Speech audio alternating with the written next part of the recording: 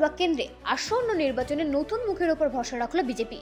প্রার্থী করা হয়েছে তরুণ চিকিৎসক সৌর্য ব্যানার্জিকে। দীর্ঘদিন ধরে আরএসএস ও সংঘ পরিবারের সঙ্গে যুক্ত সৌর্য ব্যানার্জি একজন দক্ষ ও একনিষ্ঠ সংগঠন হিসেবে পরিচিত।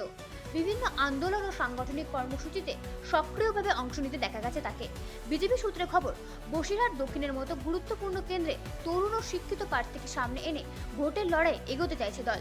উল্লেখ্য, 2015 সালের উপনির্বাচনে এই কেন্দ্রটি বিজেপির দখলে থাকলেও 2016 সালের বিধানসভা নির্বাচনে তা তৃণমূল কংগ্রেসের হাতে চলে যায়।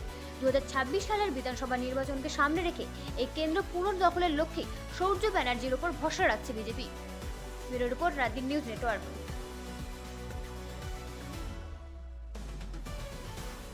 বসিরহাট দক্ষিণ বিধানসভার বিধায়ক হিসেবে আপনাকে মনোনীত করেছে দল, কি ভাবছেন?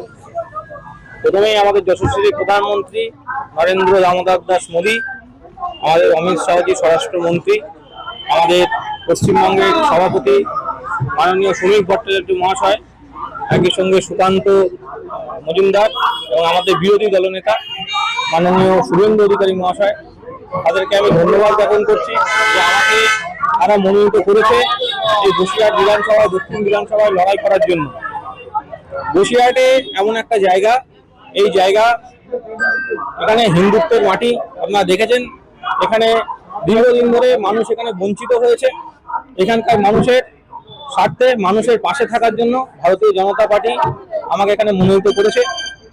এখানে লড়াই হবে। বলছি যে মানুষের কাছে কি বার্তা নিয়ে যাবেন উন্নয়নের বার্তা? বসিরহাট তো বরাবরই অবহেলিত। এখানকার আপনি রাস্তায় যান, আপনি এখানকার যে কোনো অঞ্চলে চলে যান, গ্রাম্য অঞ্চলে কোনো জায়গাতে উন্নয়ন তো কিছু হয়নি। উন্নয়ন শুধু ঢপবাজি এখানে, এবং একই সঙ্গে দুর্নীতি। এখানে যে বসিরহাট পৌরসভা, এখানে বসিরহাট পৌরসভাতে কিছুদিন আগে দুর্নীতির জন্য নিজেদের দলের লোকই নিজেদের পৌরসভাকে এখানে ভেঙে দিয়েছে। এরকম একটা দুর্নীতিপরায়ণ সরকার, এখানে দুর্নীতিপরায়ণ পৌরসভা, তো সেখানে তো উন্নতি কিছুই হয়নি। তো আমরা চেষ্টা করবো এখানে যে সত্যিকারের সঠিক উন্নতি করে বসিরহাটের মানুষের সমস্ত রকম সুযোগ সুবিধা দেওয়ার জন্য। বলছি এখানে শ্রমিক ভট্টাচার্য এখানে একসময় জিতেছে, শ্রমিক ভট্টাচার্যের জেতার কেন্দ্র এটা বসিরহাট দক্ষিণ, সেখানে আপনি জেতার জন্য কতটা আশাবাদী? আমি সম্পূর্ণরূপে আশাবাদী। শ্রমিকদার মাটি এটা, শ্রমিকদা নিজে বলেছে।